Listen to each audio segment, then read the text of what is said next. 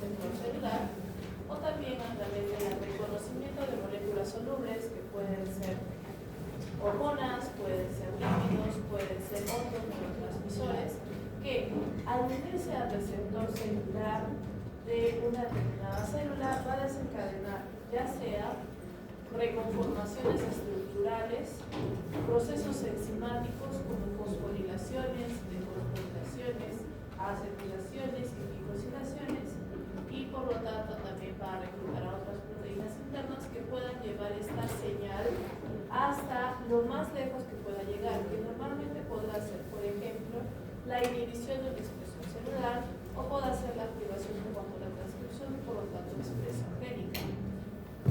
Como lo que hubiera pasado si nosotros lo hubieran dado los compañeros uno tras otro y se hubiera hecho la vía metabólica de información, chévere, pero se detuvo en alguna parte del camino, es una vía clara. Entonces, normalmente tenemos las siguientes fases. Primero tenemos el reconocimiento del ligando, que va a ser la molécula externa soluble, que va a ser reconocida por el determinado receptor. Este receptor puede que ya tenga actividades enzimáticas, como estamos hablando de una proteína en sí misma. Esta proteína va a tener dominios. Los dominios pueden ser lo suficientemente largos como para tener actividades enzimáticas o cortos para anclarse a otras proteínas que sí tienen actividades enzimáticas. Es lo que estamos viendo en este caso, ¿no? En realidad, este es un receptor que va a tener una zona de anclaje para otra proteína que sí tiene actividades, que normalmente va a estar anclada o va a estar de forma cercana, y que cuando se une entonces nuestro ligando, al fin esta proteína anclada va a tener una actividad sobre las proteínas asociadas al receptor, ¿no? Y esto es bastante común en los receptores inmunológicos, debido a que los receptores inmunológicos, voy adelantando, suelen ser formas más simples de anticuerpos, así que no tienen una cola lo suficientemente larga como para tener una función enzimática adicional. Necesitamos a otras proteínas. Entonces, lo que tenemos acá son nuestros actores de ligando al receptor, las proteínas acopladas, que, dadas circunstancias, puede ser una tirosina no asociada al receptor, ese es el ejemplo específico que tenemos aquí. Luego tenemos acá, ¿no?, una enzima inactiva que una vez de que se reconoce el ligando va a anclarse, es decir, aquí nuestra proteína adicional fosforila al receptor, hay una reconformación estructural, ancla la enzima inactiva, la vuelve activa, y esta enzima activa es la que a su vez va a activar o va a modificar a un determinado factor de transcripción. Esta etapa se produce en el citoplasma celular y por eso se le conoce como la fase citosólica. Y luego el factor de transcripción activo es el que va a viajar hacia el núcleo para unirse al resto de la maquinaria transcripcional y poder expresar, por lo tanto, un determinado gen, que se le conoce como gen diario, ¿no?, que va a ser ya la fase nuclear. Como podemos observar y recordar algunos conceptos en biología molecular, normalmente los genes que van a estar asociados a estos mecanismos son genes inducibles, ¿sí?, que necesitan una señal para ser inducidas o para expresarse. Obviamente esta es la señal que tenemos aquí, a diferencia de los genes constitutivos o los genes de housekeeping, que no necesitan todo esto, simplemente siguen y siguen trabajando, ¿no? Bien. Entonces, como mencionado, los receptores de membrana normalmente reconocen a ligandos solubles, ya sean de células vecinas o simplemente encontrados en una lista celular. Los receptores nucleares son factores de transcripción, los cuales van a tener que ser activados por otros ligandos liposolubles, enzimas activadas. Y tenemos lo que es el intestinal, que hemos dicho que puede requerir, por ejemplo, un solo ligando, el entrecruzamiento de receptores, es decir, que varios receptores reconozcan a la vez, y un cambio conformacional, y también, en este sentido, la activación de la porción citosólica del receptor, lo que inicia las moléculas señalizadoras o las otras señales posteriores. ¿Qué tipo de cambios son los que podemos observar con mayor frecuencia?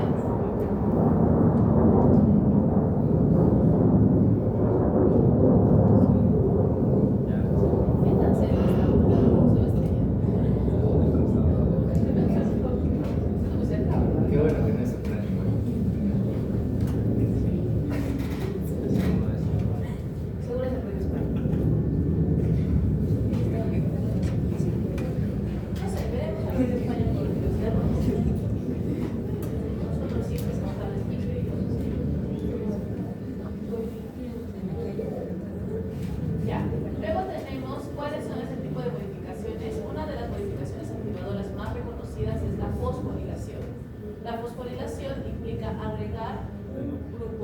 fosfato a un determinado aminoácido de una proteína.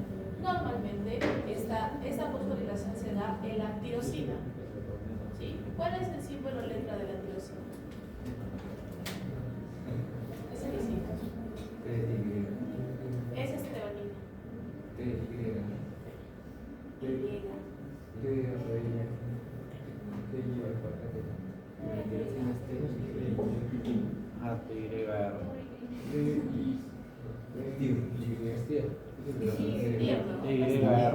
No, es Y.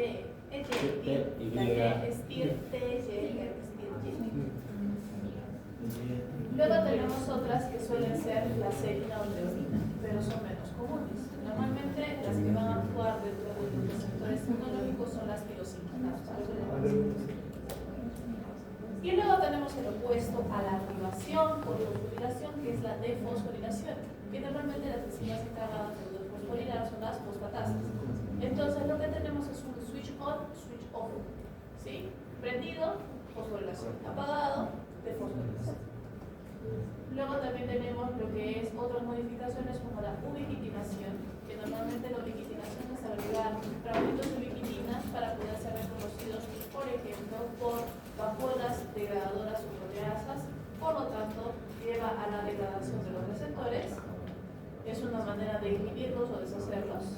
Tenemos la liquidación. En este caso, la liquidación es necesaria, por ejemplo, cuando nosotros tenemos este proceso de aquí. Queremos de que esta proteína no está acoplada al receptor, sin embargo, esté anclada a la capa lipídica de la membrana celular para que esté siempre cerca y dispuesta a actuar una vez de que se reconoce el ligado. Esto solo se va a poder lograr si la proteína ha sido lipidificada, es decir, se le ha agregado una fracción lipídica o hidrófoba que pueda unirse dentro de la membrana lipídica, ¿no? Que también en su interior es hidrófobo. Y luego tenemos la acetilación y la metilación, que suelen ser procesos más asociados a las histonas, si se acuerdan de ellas, y en este caso la acetilación suele ser inhibidor, suele ser activador, y la metilación suele ser inhibidor de la expresión de ella. Entonces, todo esto para nosotros nos sirve para poder entender los receptores que sí se usan en inmunología. ¿Qué tipos son los que vamos a tener? Como hemos mencionado, tenemos primero los receptores de tirosinquinasa no asociados al receptor, los cuales están, como hemos dicho, cercanos a la zona del receptor, que cuando se reconoce su ligando van a proceder a fosforilar. Este tipo de proteínas modulares se les conoce como la familia SRC, que la vamos a ver bastante en un ratito. Luego tenemos los que son receptores que sí tienen o están acoplados o tienen un dominio quinasa, por lo tanto no necesitan otra quinasa para actuar, pueden hacerlo solitos, y por lo tanto también está asociado a un cambio conformacional.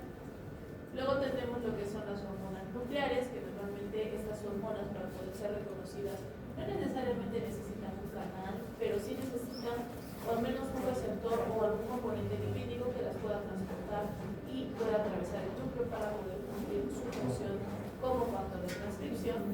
Estas las conocen de biología celular, que suelen ser las asociadas a las proteínas G. Las proteínas por G son aquellas proteínas que van a tener esa estructura transmembranaria extensa, que normalmente van a estar unidas a un GTP o un GDP, y que lo que van a tratar de hacer es intercambiar fosfatos entre moléculas como el GDP y el ATP. Y que esto a su vez lleva entonces a actividades de fosforilación asociadas a otras enzimas. Y finalmente lo que son las proteínas tipo NOC o NOTCH, que lo interesante de las NOTCH es que funcionan a la vez como receptor y como factor de transcripción. ¿Cómo es que son activadas? Normalmente cuando estas reconocen a el ligando de NOTCH, se cortan, y al cortarse, entonces la parte interna del receptor queda libre dentro de la célula y puede viajar como factor de transcripción hacia el examen de transcripción en el núcleo y poder proceder a la expresión celular, la expresión genética. Entonces, ahora sí, tenemos acá los receptores. ¿Sí se ve, no? ¿O está muy chiquita la letra? Ya. Entonces, tenemos lo que son los tipos de citrinasas, que son los citrinasas no asociadas, que suelen ser no asociadas a receptores o no acopladas, que también se les denomina SRC, en donde vamos a tener que normalmente van a tener en el extremo terminal lípidos para poder anclarse a la membrana celular, y muchas de estas se conocen de esta manera, ¿no? Aquí es donde tenemos a las famosas receptores ITAM, ITIM y ITSM. Entonces, tenemos el siguiente, si notaron el siguiente, no vamos a ver. Luego tenemos a los receptores tirosina RTK, que por ejemplo está CECI, el receptor a la insulina EGFR y PDGFR. Y en este caso son más utilizados en hematopoiesis que en reacciones inmunológicas. Tenemos los receptores nucleares, que pueden ser de vitamina D o glucocorticoides. Receptores a proteína G, vamos a tener lo que son las proteínas G, que hemos mencionado, normalmente están asociados a los receptores de tirosinas, de histamina y prostaglandinas y algunos componentes del complemento asociados a la inflamación. Y tenemos los receptores NOF y WNT, aunque le dicen de cariño WIT, que se ve más fácil. Tenemos lo que, como hemos dicho, hace una excisión proteolítica que lleva luego a la actividad intracelular, que normalmente está asociada a la regulación del desarrollo de los linfocitos o el aumento de la beta-catequina nuclear, que está apoyando a lo que es la linfopoiesis. Entonces, los receptores inmunitarios en sí mismos, como mencionaba al inicio, suelen ser inmunoglobulinas, es decir, van a tener una forma clásica de un anticuerpo a tal vez no tantos dominios IG, tal vez son mono o de homólogos, es decir, solamente dos Cs que se forman por inmunoglobulina, pero igual pertenecen a esta y justamente como tienen esta conformación de inmunoglobulina, pueden reconocer antígenos como los anticuerpos reconocen antígenos. Ahora, como hemos mencionado, normalmente estas proteínas no tienen una molécula larga intracelular, por lo que necesitan estar acopladas a otras proteínas denominadas proteínas transmisoras de señales, o las quinasas transmisoras de señales, que suelen ser entonces, tenemos nuestro receptor específico inmunológico y una proteína de compañía, ¿sí?, que es la que activa entonces la señal del receptor, por lo tanto tenemos un doble reconocimiento. Dame un ratito. Hola, doctor. Doctor, buenos días. Está bien claro que quería, doctor.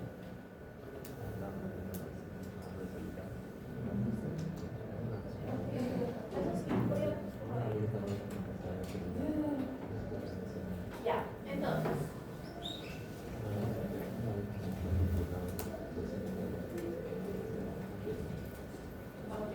Entonces, lo que tenemos acá en este caso, ya perdí, proteínas transmisoras de señales, ya está. Bueno.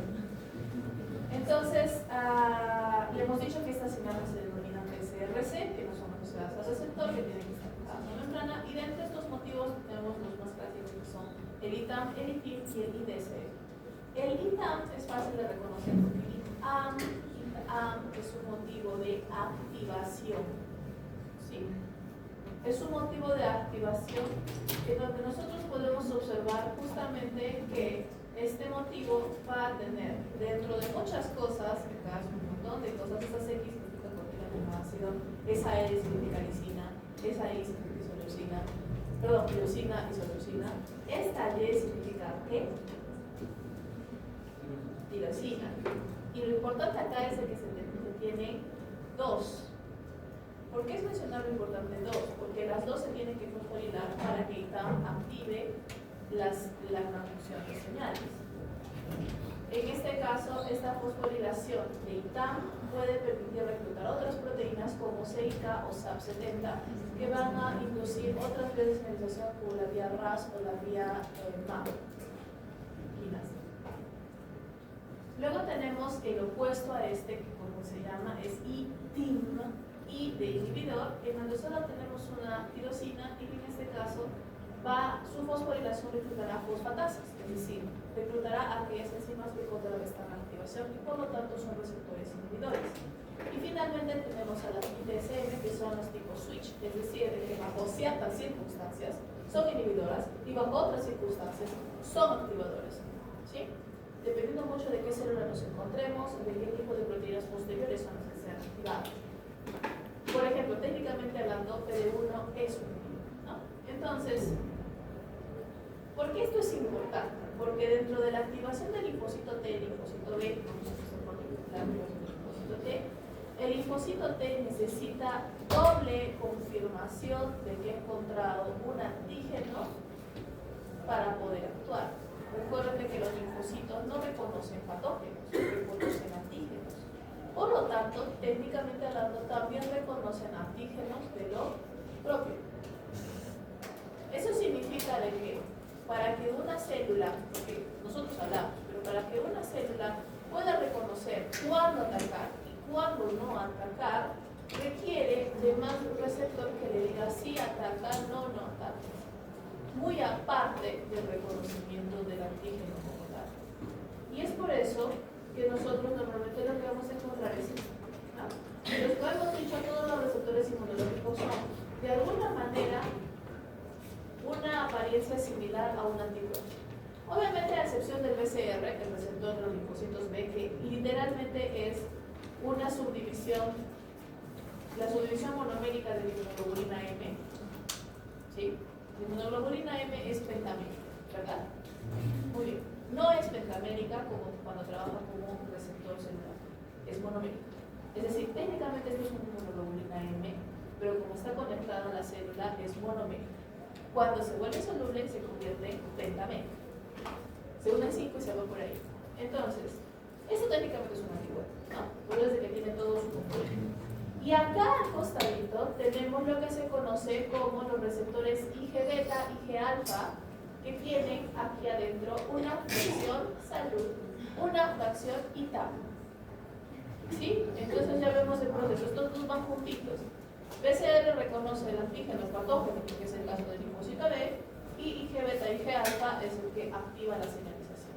Lo mismo sucede con TCR. TCR es el receptor de los linfocitos T, que tiene una forma un poco más pequeña, un grupo inmunoglobulina alfa y otro grupo inmunoglobulina beta, así se denomina, está de esta manera. Y luego van a tener dos tipos de receptores transmisores activadores que van a ser CD3 y que va a ser Z. No se sientan amedrentados por esta letra griega, significa Z. Solo Z. Solo Z. Entonces, estos también van a tener señales que y TAM. ¿Sí?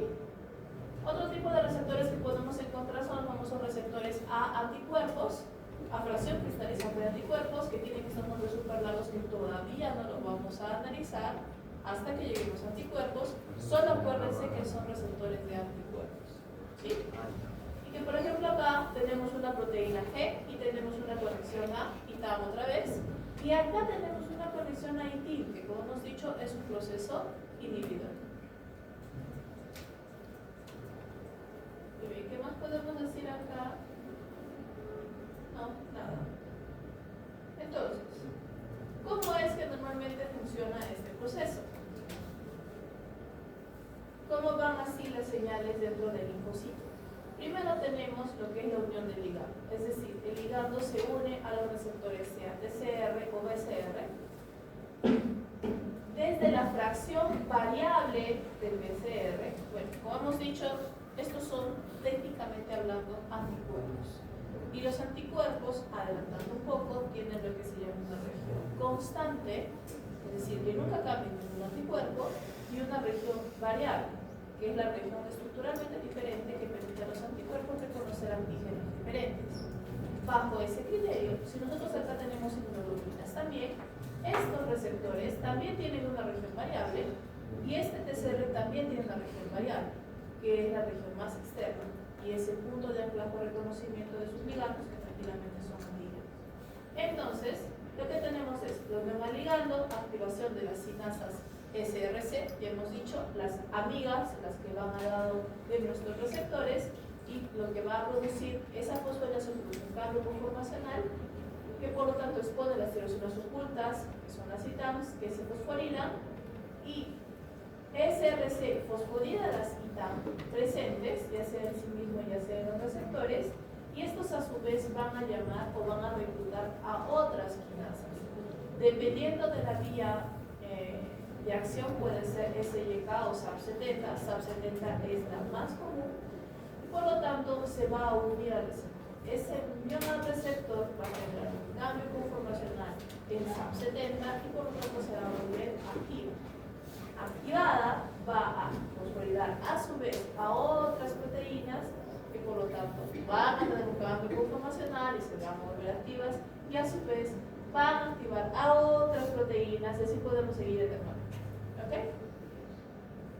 Lo interesante es justamente estos receptores, esta modulación de señales, que es lo que quiero que más recuerden.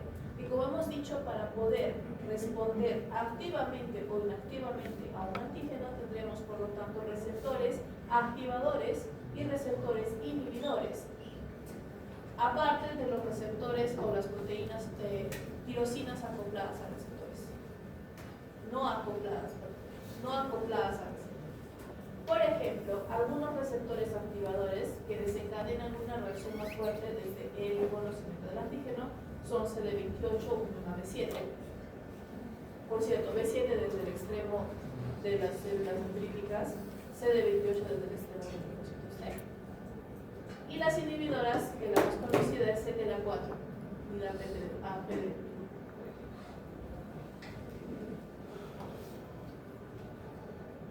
¿Y perdí esa tabla? No, esa tabla está mucho más atrás. Entonces, vemos un ratito. Vamos a hablar de los receptores TCR. Entonces, como hemos dicho, los receptores TCR van a tener una estructura de heterodímero alfa-beta. La gran mayoría, existen unos receptores llamados los gamma-delta, que son para los linfocitos de gamma-delta, que hemos visto que están en mucosas, que son muy poca cantidad, pero se les llama gamma-delta justamente porque no son comunes sus inmunoglobulinas que conforman sus receptores gamma-delta. Entonces, cuando ustedes piensan en un linfocito alfa-beta, estamos pensando en el linfocito coloquial a secas, ¿ya? El común. Que como hemos dicho va a tener un dominio variable y un dominio constante. Normalmente el dominio variable es el que reconoce a los antígenos. Luego también tendrá una región plasminoide hidrófoba y una cola citoplasmática forma. Estos heterodímeros alfa-beta son generados a través del proceso de splicing alternativo en el GMDJ, muy similar a la producción de anticuerpos en los linfocitos B, pero eso vamos a verlo más adelante, ¿sí? Para que no se confundan. Entonces, normalmente el receptor TCR alfa-beta está asociado a proteínas CD3 y cadena Z, que como hemos dicho son transmisores que permiten por lo tanto la activación de los ITAMs y recién la señal, el inicio de la señal de respuesta después del reconocimiento del receptor. Normalmente van a estar en una asociación no covalente. Entonces, así es como se ve. Como yo hace un ratito, tenemos el TCR alfa-beta, acá tenemos su región transmembranaria, una colita miniatura intracelular, acá tenemos el CD3, que va a ser fracciones denominadas epsilon gamma. ¿Qué son estas fracciones? Son, podríamos decir, regiones, exones del gen que producen. ¿Cómo se les gusta? ¿Pero es importante aprenderse las letras, o sea, las fracciones? ¿O solo...? No, con que sepa que es alfabeta basta. Con que sepa que es CD3 basta también. Sí, ok. Y acá está Z. Y como podemos tener, acá está la estructura de activación tirosílica y TAM, aquí, que normalmente es la que se va a fosforilar en relación a esto.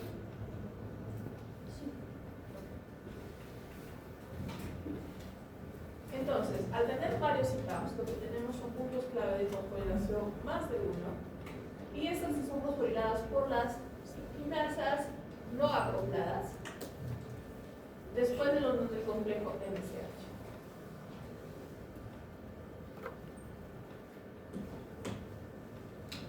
Ahora, luego vienen las proteínas accesorias que reconocen los ligandos y que permiten la activación y cooperación de estos. Ahí está. No podía esperar a llegar aquí. Entonces, ¿cómo se ve normalmente la activación del linfocito T? Y acá vamos a volver cuando vamos a ver. T. Este caso, nuestro caso, es el linfocito SD4+, es decir, el Helper. Y lo que tenemos es, como ya la conocemos, a nuestro MSH de clase 2, que es la llave de color verde, entonces es una célula dendrítica. Acá tenemos a el TCR que reconoce al antígeno presentado por el MSH de clase 2. Normalmente este TCR está por un costado unido a CD4, que es otro receptor, que como pueden ver este receptor, para lo único para lo que está ahí, bueno, no exactamente. Dentro de las cosas para las que está ahí, es para asegurarse de forma exclusiva que el TCR solo se conecte a un tipo de MSH. Es decir, el CD4 tiene un extremo que se acopla directamente al MSH de clase 2 y no se puede acoplar al MSH de clase 1. Eso hemos visto en complejo medio de compatibilidad. Entonces lo que hace es excluir el reconocimiento únicamente para MSH de clase 2. ¿Sí? Ahorita esa es su función principal. Y por el otro costado también se están moviendo al kilobomb, ¿quiénes? CD3 y Z. Que como hemos dicho, estos tienen que estar aquí porque tienen la fracción ITAM, que tienen que ser fosforiladas para poder activar a las siguientes proteínas fosforiladas de la reacción modelo de respuesta. Adicionalmente a esto vamos a tener a los famosos receptores accesorios, ¿sí? Y como hemos dicho, el receptor accesorio que dice carta luz verde, muévete, puedes destruir todo lo que te encuentres en tu paso, este CD4, puedes avisar a todo el mundo que tenemos que destruir este antígeno, eso es lo que hace CD4.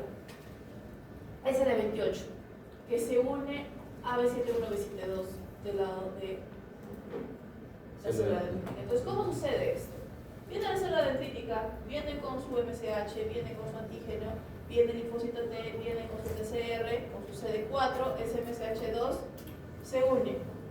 Primer paso. Siguiente paso, viene CD28. Si viene CD28, significa de que es un antígeno que tenemos que destruir. B7. Activación del linfocito T. Si tenemos lo opuesto, que es antígeno propio, no va a salir CD28, va a salir CD4.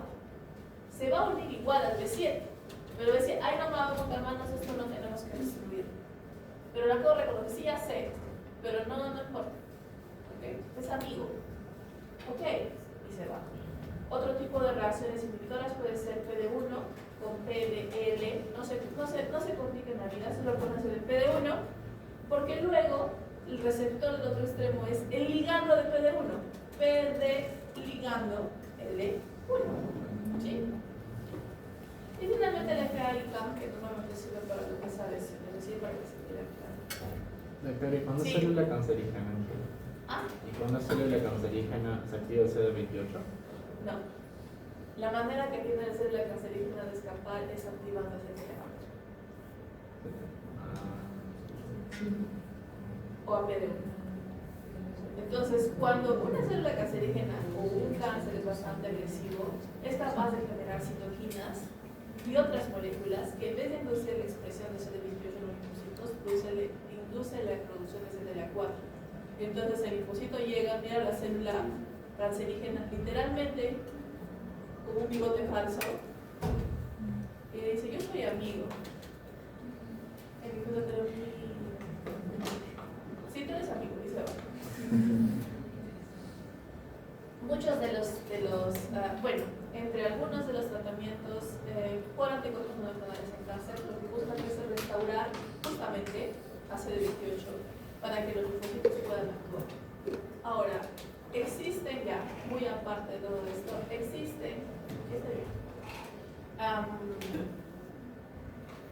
¿cómo podemos decirlo? Algunos hechos interesantes en la humanidad, en lo que algunas personas se han curado solitas de cáncer. ¿Se han fijado esos casos interesantes? No. Yo tengo algunos casos en mi haber de personas de que les habían detectado cáncer bien a la seria, el tejido y todo,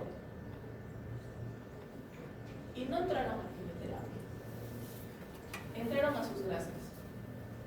¿Qué digo sus gracias? Bueno, ya, no hay que faltar al respeto. A sus creencias. Fueron a su vocero de confianza, fueron a su brujito de confianza, confianza, fueron a su misa cristiana evangélica apostólica de confianza también, o fueron a comprarse esos su magnesol también, o a comprarse esos medicamentos que dicen que mejora o que establecen la alcalinidad del cuerpo, qué sé yo, y desapareció el cáncer, o remitió el cáncer, se hizo más pequeño, y cuando lo fueron a ver al día siguiente, milagro no tiene nada. Bueno, no hay que desacreditar el milagro. Este es el milagro. El sistema inmunológico, ¿qué sea lo que haya hecho? Reaccionó contra el tumor y empezó a comerse. Y eso puede ayudar a la quimioterapia, porque lamentablemente la quimioterapia destruye todo. Es decir, por suficiente tiempo la quimioterapia se convierte en un mal, no en una enfermedad. Por lo que se utiliza medicamentos adicionales justamente para activar el sistema. Doctora, y con la célula, bueno, con las enfermedades autoinmunes. Es exactamente lo opuesto, deberíamos tener CD4, lo que tenemos es CD28. Sí. Es decir, para todos somos enemigos, hasta los amigos. Pero eso es fallo en la célula, linfocítica. Puede ser fallo en la célula linfocítica, puede ser fallo en la nodulación, puede ser fallo en el reconocimiento de las citoquinas y producción de CD28. Existen diferentes tipos. Muchas de las enfermedades autoinmunes no tienen un mecanismo de origen reconocido tampoco, simplemente aparecen y no se entiende por qué. Normalmente algunas enfermedades autoinmunes están asociadas a una inflamación crónica. Ahora sí, ese término lo hablamos hasta el cansancio en prácticas. Una inflamación crónica. Estamos hablando de una inflamación de meses que no cede, que se controla paulatinamente con corticoides y otro tipo de antiinflamatorios, tratando de generar ese estadio en el que el cuerpo se quiere inflamar y tú dices no. El cuerpo se quiere inflamar y tú dices no otra vez.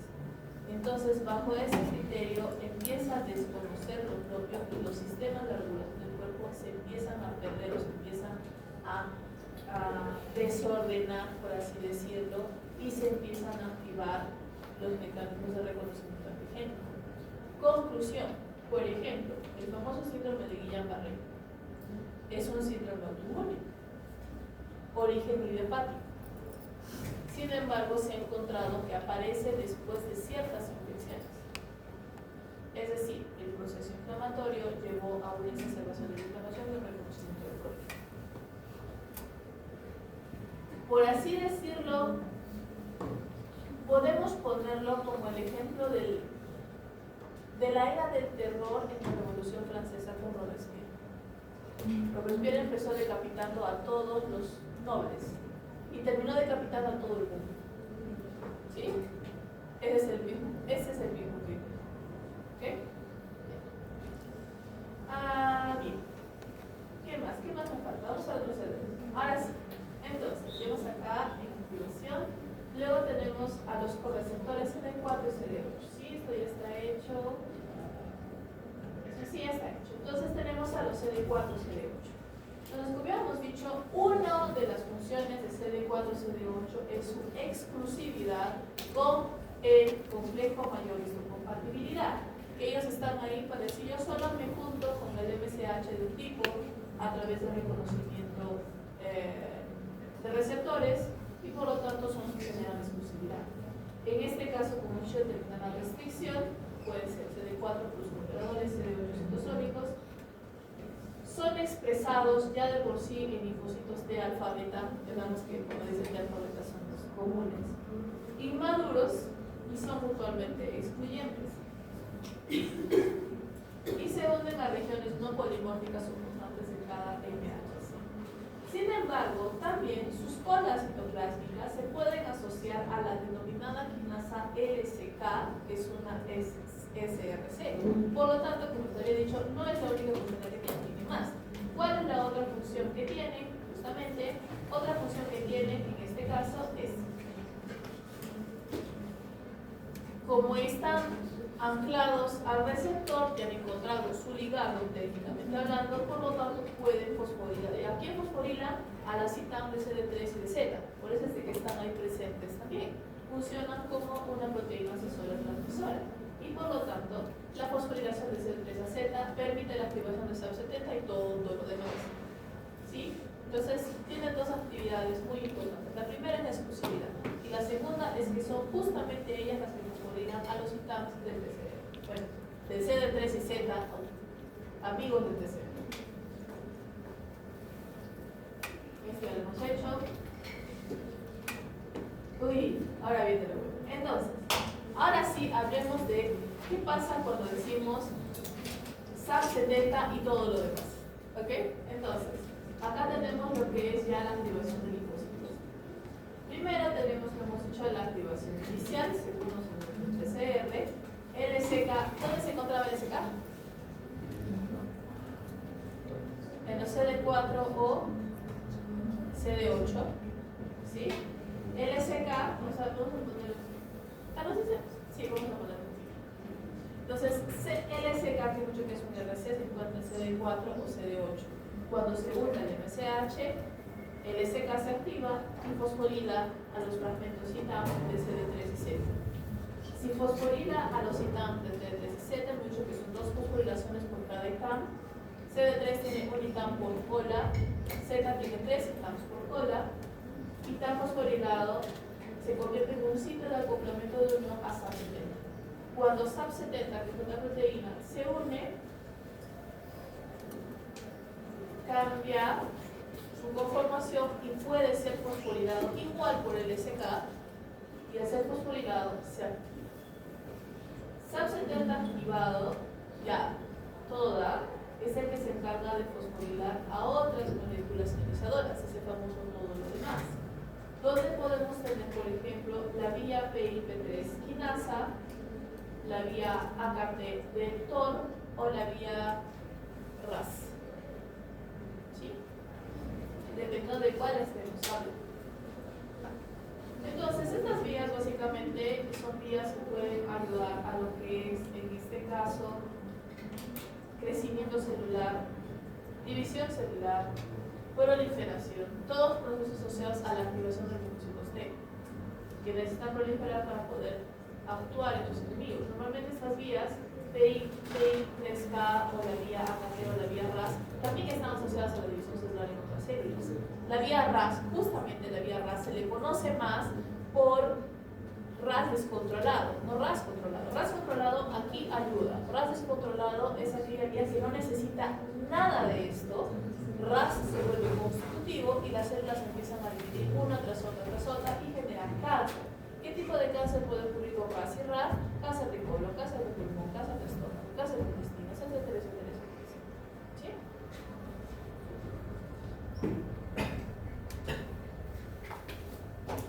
Aquí es justamente lo que estamos mencionando. Normalmente tenemos todo el acoplamiento, vamos a decir, todo el acoplamiento, ¿no? MSH de tipo, bueno, 2, pongámosle, si estamos en el CD4. Tenemos el CD4, acá está el SK, el SK fosforila tanto CD3 como Z. Cuando está fosforilado ya esta zona viene SAP70, que se unen las fosforilaciones de ITAM y que por lo tanto permite que el SK lo fosforile. Y este ya se va moviendo a otras vías, que puede ser LAB, que puede ser LP76, que puede ser, en este caso, ya. Acá lo que yo tengo es la vía PIP3. Ahorita voy a regresar acá. Vamos a hacer la vía MAP primero. ¿Me he puesto la vía MAP? ¿Me he puesto la vía MAP? ¿Sí? Sí. No le he puesto. Varios.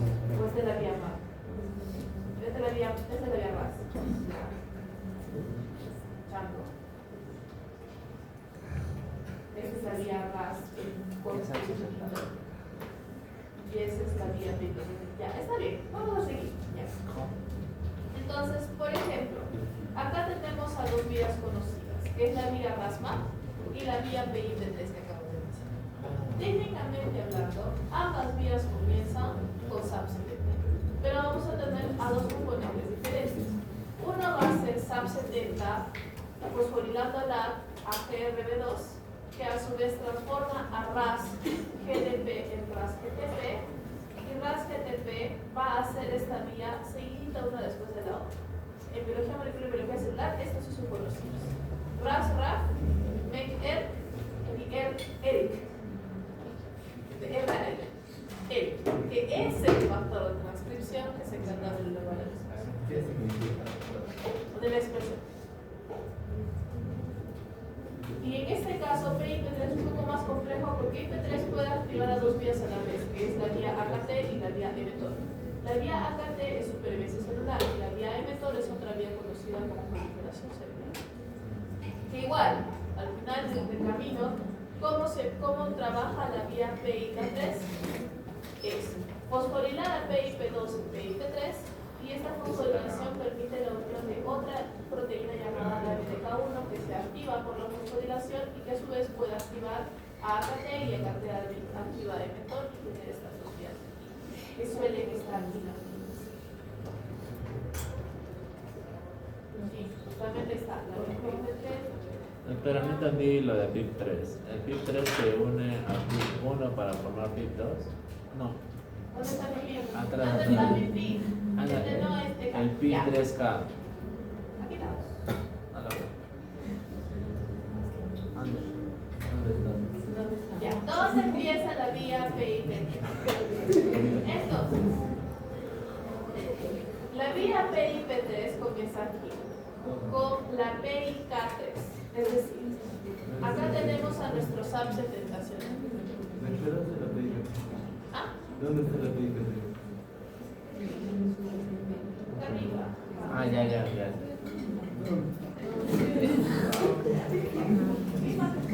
Vamos a sacar el hilo. Ahí está, Y acá está la PIK3. Acá la ven. Pero la idea es que ustedes conecten PIP2 a PIP3. ¿Qué es lo que están mirando acá? PIP3. Sí, chiquitos, como que ya nos saltamos. Imagínense que acá existió una PIP2, acá viene la PIPK3 y nos van a PIP3. Es un pedacito nada con todo lo demás. Ya.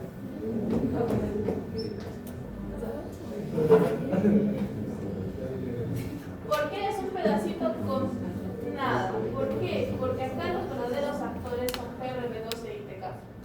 Entonces, SAP70 trae a esta molécula de aquí. No voy a pedir que se aprendan su nombre, simplemente acuérdense, es la enzima de la vía del calcio y ya. Que tiene calmodulina en alguna parte. Entonces, en este caso PIP3, que viene acompañado por SLP76 por ITK, normalmente va a actuar en esta molécula, la va a fosforilar y ahí va a ser la vía del calcio llamada la vía calcio NFA. Y por otro lado va a ser GRB2 o la vía ROS, que va a ser la activación de la vía RAS. Es decir, al final del día todos tienen un camino único. No mueras. Con fe. ¿Cómo funciona la vía RAS? ¿Cómo funciona la vía RAS? Esto lo hemos hecho. Bueno, no hemos hecho la vía RAS, que es la acoplada de la RAS.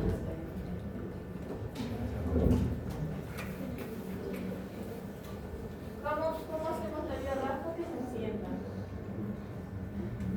La vía RAS es como la película de Avengers Endgame. No, ya fue ya. No fue. Todos se mueren. No, todo. Pero en el no se unen todos juntos.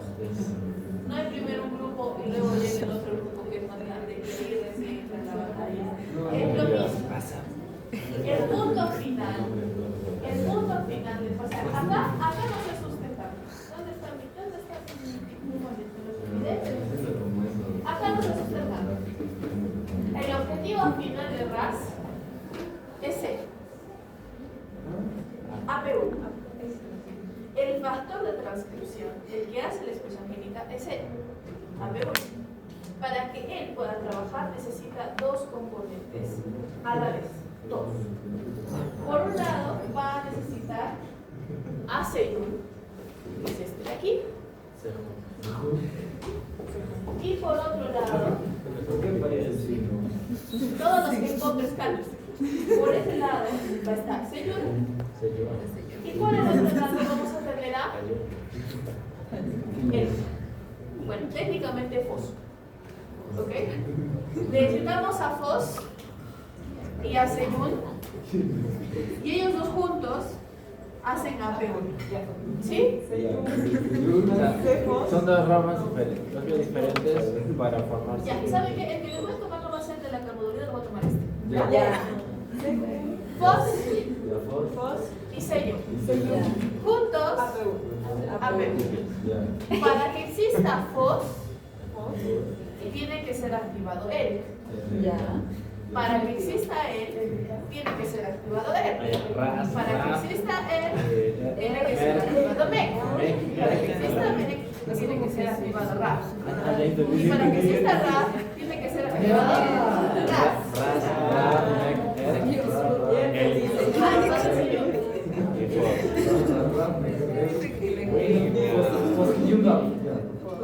Yo tengo que ir a mirar. ¿Cuál es el señor? ¿Cuál es el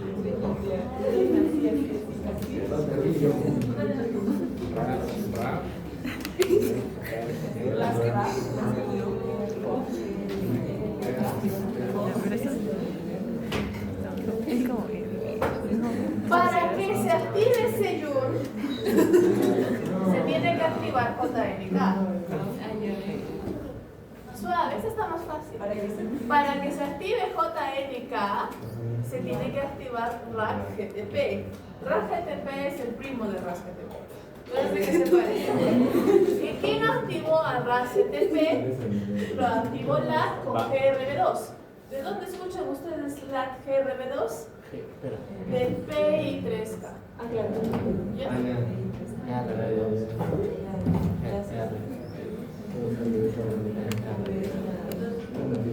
Entonces, en conclusión, Otra vez la imagen.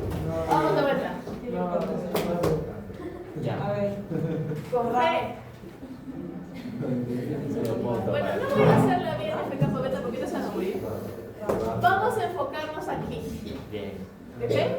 Entonces, habíamos dicho, es que Ras. acá me faltan cosas. Yo recuerdo. Un ratito.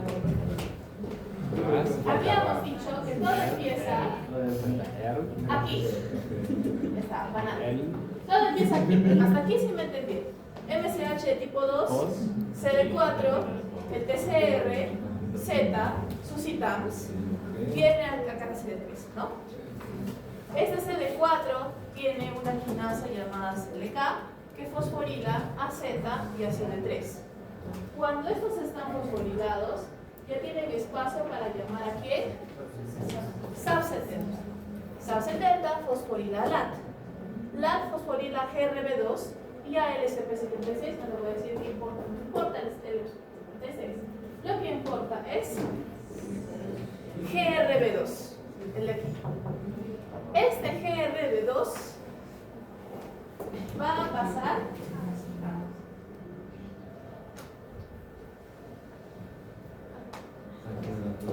a RAC-GTP.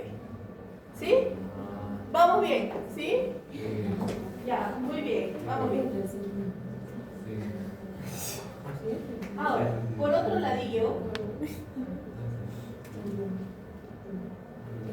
por otro lado, completamente no relacionado a GRB2, por otro lado, su primo se va a activar.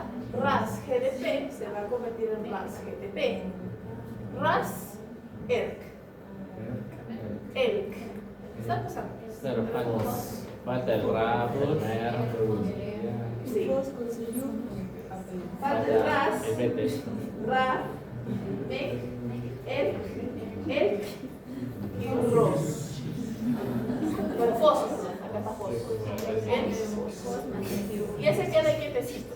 Y en lo que se queda ahí el quietecito, ¿cuál era la otra? Sí. GRB2, JNK, Seyun. Seyun viene, se une a FOS, AP1, avance, produzca IL2. ¿Y qué se produce al final? Ah, interleucina 2. Todo eso de interleucina 2. Chucha. Ya. Me muero. Esta fruta. ¿Cuál? ¿Qué significa RAS? Las siglas que son. Supresor de ya. Pero no importa. Buena pregunta, no me acuerdo. No siguen haciendo.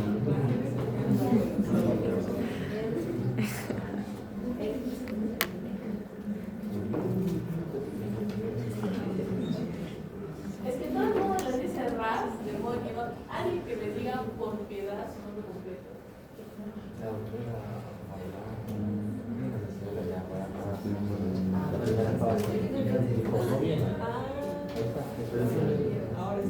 No, oye, ¿qué pasa?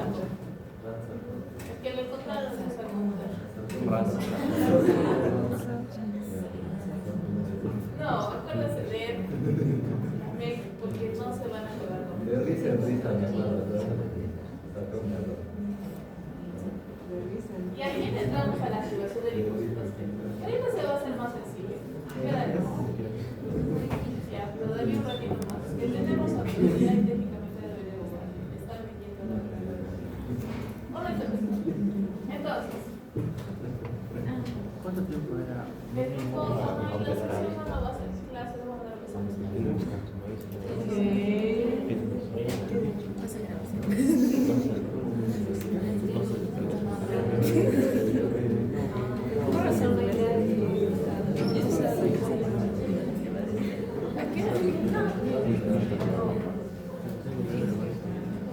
Uy, no, yo de estar casi ya tenía un cambio.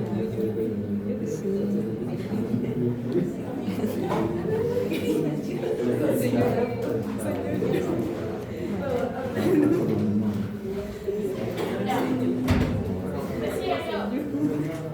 Entonces, ahora sí, y con esa buena mazamorra cerebro, entramos a la activación del impuesto. Todo a completar. En realidad es de la activación del impuesto. En este caso, normalmente la activación de los impuestos va a tener, especialmente para los CD4, va a tener un proceso. En primero son los impuestos vírgenes, los cuales tienen que proliferar y diferenciarse en linfocitos efectores tumores. Este es el primer reconocimiento del antígeno. Normalmente los linfocitos vírgenes tienen que expandirse en gran cantidad y luego vienen los linfocitos T efectores, los cuales, estamos hablando de CD4, van a activar a los linfocitos B y a los macrófagos para que tengan una mayor actividad fagocitaria y los transformen en células plasmáticas. Y en el caso de los CD8 para que puedan destruir a células infectadas y células tumorales. Los CD4 activan macrófagos. Los macrófagos activan CD4 y luego los CD4 lo activan a los macrófagos. ¿Te acuerdas cuando vimos la clase? Que los macrófagos comen y luego lo miran a CD4 y dicen sí, y se destruye. Bien. Entonces, la activación de los linfocitos T vírgenes no sucede ni en periferia ni en sangre.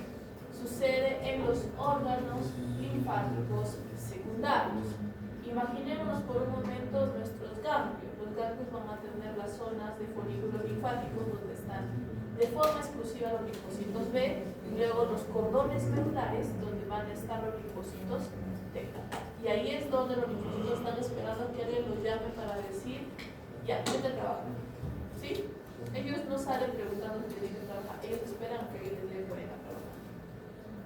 En el vaso igual, tenemos la pulpa blanca y luego tenemos la zona marginal de la pulpa blanca con la pulpa roja, que son los linfocitos T, el mismo proceso, y en algunos casos las mucosas, que suelen ser los linfocitos gamma delta, ¿no? Entonces, normalmente los linfocitos no son capaces de reconocer los patógenos, ya lo hemos dicho, necesitan a células presentadoras de antígeno, donde las células presentadoras de antígeno por excelencia son las células dendríticas. Y en este caso, esta activación que ya hemos visto por la vía RAS, por la vía PIP3, la que ustedes quieran, lo que produce es expresión de citoquinas, el ejemplo es interleuquina 2, pero pueden ser citoquinas proinflamatorias 1, 6, 2, factor de colesterol alfa, interferón, en caso de ser necesario, varios, dependiendo del tipo de respuesta. Y en este caso también receptores a citoquinas, es decir, inducen una mayor expresión de CD28, TCR, para que tengan un mejor reconocimiento de forma células. Se ponen activos, abren sus redes sociales y empiezan a compartir información. ¿Sí? Esto también lleva, eventualmente, como hemos visto, a las vías mTOR, a las vías NF-kappa-beta, que suelen ser vías de proliferación celular, incluyendo a la vía de Merkel. Son vías de proliferación celular, es decir, a la vez que nosotros activamos la expresión de citoquinas, activamos la expansión clonal de los linfocitos T. ¿Sí? Es como si de repente ustedes quisieran volverse influencers en redes sociales de la noche a la mañana, le encuentran una skin que les gusta, hacen expansión clonal de ustedes, salen como unos 250 de ustedes, y entre ustedes 250 empiezan a compartir historias de mismo tipo. Despega, ¿verdad? Ya, muy bien. Entonces, en este proceso es aquí donde entramos a la activación. Y tenemos en este caso dos posibles respuestas. Una retroalimentación positiva, es decir, que los linfocitos reactivados reactiven a los APCs, especialmente a los linfocitos B y a los macrófagos, es decir, si ya estaban matando microbios, que los maten más rápido. ¿Sí? Ese es el principio.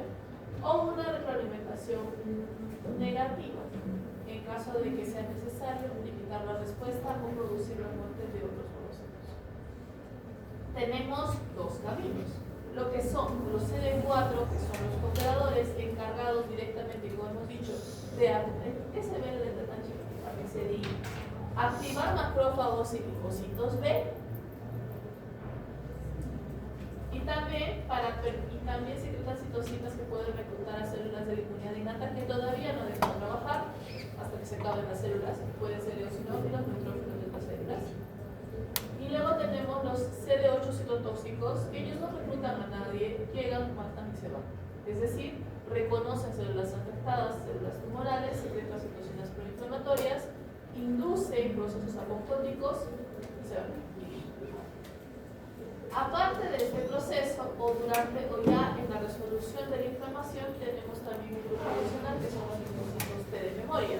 Es decir, de que por cada expansión clonal va a quedar una subpoblación que ahorita, en el momento de la infección, no tiene una actividad citolítica o actividad cooperadora específica, pero que se quedan ahí. Es una población relativamente pequeña, pero ya es una población que ha tenido una expansión clonal y por lo tanto ya ha sido capaz de generar un TCR que reconozca a un antígeno real. Eso significa de que la siguiente vez que reconozca a ese antígeno real, esos T de memorias saltarán todo el proceso de selección positiva negativa, se expandirán igual y reaccionarán igual, generando una inmunidad adaptativa con CD4 y CD8. Y es por eso que son tan importantes los linfocitos T de memoria, porque a medida de que nosotros perdemos linfocitos T de desarrollo nuevo en el timo, nos quedamos con más poblaciones diferentes de linfocitos T de memoria, capaces, otra vez, reconocer, expandirse, queda una población, reconocer, expandirse, queda una población, y se renueva solita. Y es por eso que los adultos no se mueren de enfermedades que le dieron de niño. No se mueren de enfermedades que ya les dieron de niño, simplemente las pasan y violan. Y también es ese detalle, porque si a un adulto le da papera, se puede ir al hospital. ¿Sí? Porque ya no tiene las células nuevas que necesita para desarrollar memoria y no desarrolló memoria cuando era fácil desarrollar memoria. Conclusión, dejen que eso se sí, pues Quiero preguntarle si dentro de esa clasificación están los linfocitos T regulas. ¿Los T-Rex? Sí, los T-Rex que me mueren. Los T-Rex son aquellos que reducen. Entonces serían los de la selección negativa. Los T de memoria son para actuar, no para recordar. Y normalmente están, como hemos dicho, rapidez a recuerdo con antígenos, se localizan en mucosas, piel o vasos linfáticos, tienen mayor número de clones en estado virgen y normalmente se van a encontrar respuestas, siempre van a quedar. Ahora, otro detalle interesante es de que los T efectores, como hemos dicho, es una expansión clonal. Si toda la vida se expandieran y quedaran todas las células ahí, no nos reventaríamos de la cantidad de células que tenemos. Es decir, estos soldados Son como los clones de la guerra de los clones de Star Wars. Cumplen su función y ejecutan la orden 66. Abajo todos. ¿Ok? Entonces, normalmente cuando se está resolviendo el proceso inflamatorio, los T efectores mueren por apoptosis programada y entonces solamente quedan los de memoria. Justamente eso es lo que estamos mirando acá, ¿no? Como hemos dicho, normalmente los T vírgenes están muy ocupaditos ahí. Estas que son los T vírgenes que son de color rosadito claro, se quedan en los órganos linfáticos secundarios, vienen una célula dendrítica ya activa. Recuerden que las no activas están ancladas al tejido, las activas se desanclan, viajan por torrente sanguíneo del torrente linfático y llegan al nódulo linfático y ahí presentan entonces a su antígeno los linfocitos T. Los linfocitos T se activan, como podemos ver acá, se expanden. Tenemos CD4, CD8, dependiendo de qué linfocito T virgen de partida. Si es CD8, simplemente sale a comerse a otras células. Si es CD4, lo que da es buscar al linfocito B, que como también tiene patógenos que llevan solitos a través de la linfa al nódulo linfático, ya debería estar preactivado por su reconocimiento como APC. Viene el linfocito TCD4, lo doblemente activa y por lo tanto se transforma en una célula plasmática productora de anticuerpos. Al mismo tiempo, el linfocito T, si es cooperador, viaja nuevamente al lugar de infección y empieza a buscar otros fagocitos como los macrófagos, que seguramente ya han internalizado el patógeno, para asegurarles de que lo pueden destruir y pueden destruir todos los patógenos que internalicen que sean similares. ¿Sí? Entonces tiene la función, como hemos dicho, de los dos efectores que pueden ser a su vez destructores o que pueden inducir la erradicación del microbio. Entonces justamente acá tenemos las dos poblaciones. Sea la población A, la APC con su MHC2 para CD4, sea el MHC1 para CD8. Tenemos acá la producción de citoquinas. Hemos visto todo el trajín para producir lo que es interleuquina 2. Asimismo, para que ésta se expanda en proliferación. Y por lo tanto tenemos una población que será la población efectora que actuará en todas estas funciones que he mencionado, y luego tenemos una población de residuo que se va a quedar ahí para después, que es el linfocito T4 de memoria. Y por otro lado tenemos en el caso del linfocito T citotóxico, igual se va a expandir. Este linfocito T puede ser el efector CTL, que va a hacer la muerte de las infectadas tumorales, o tenemos un linfocito T CD8 de memoria, que se queda en tejido periférico. Igual se queda ahí para una nueva oportunidad. Como hemos mencionado también, normalmente tenemos una secuencia compleja de activación en la cual no solamente hay una señal, sino que hay tres señales. Hemos dicho de que los requisitos básicos son, en primer lugar y antes que nada, la señal 1 que corresponde al reconocimiento TCR-MSH, exclusiva. Normalmente esto sucede con el CD4 que siempre está al costado, que dice eso no es lo que yo quiero, y se une a la parte no variable del MSH. Si es MSH2, es CD4. Si es MSH1, es CD2. Esa es la primera señal cuando se presenta el antígeno. La segunda señal es la señal de coestimulación o la señal de inhibición. Como hemos dicho, acá tenemos receptores adicionales que son para coestimulación desde el extremo del linfocito T, CD28, desde el extremo de la APC, B7, 1, 2, también conocidos como CD80 y 86. Es más fácil recordarse ese de B7. Entonces, tenemos acá la coestimulación, es decir, este sí es. Entonces, procedemos a la activación, en donde la activación jalará todas las vías que hemos visto de RAS, de MAP, de carbonil, etcétera, para la producción de citoquinas y la proliferación de diferencias. Es decir, ya ahora sí a la producción de componentes. ¿Cómo se presenta este antígeno? Hemos dicho que los linfocitos T vírgenes se suelen encontrar en ganglios u otros órganos linfáticos secundarios, que solamente van a actuar cuando venga una APC que ya tenga un antígeno presentable. Entonces son las células dendríticas, normalmente las clásicas completamente maduras, y lo presentan a través de su MHC y sus moléculas estimuladoras. Luego, ahí sí, el linfocito tiene que salir del linfático. no tiene cilios ni flagelos. ¿Cómo sale? A través de la producción de quimiosinas. Vamos a ver qué quimiosinas son. Y finalmente, algunas se quedan atrás para hablar con los linfocitos B, poder activarlos y poder activar todas las otras funciones inmunológicas. Ya, este más me cuesta luz. Y volvemos con esta vía espantosa. Pero nos quedamos acá. ¿Dónde viene? ¿Cuánto me falta? La mitad.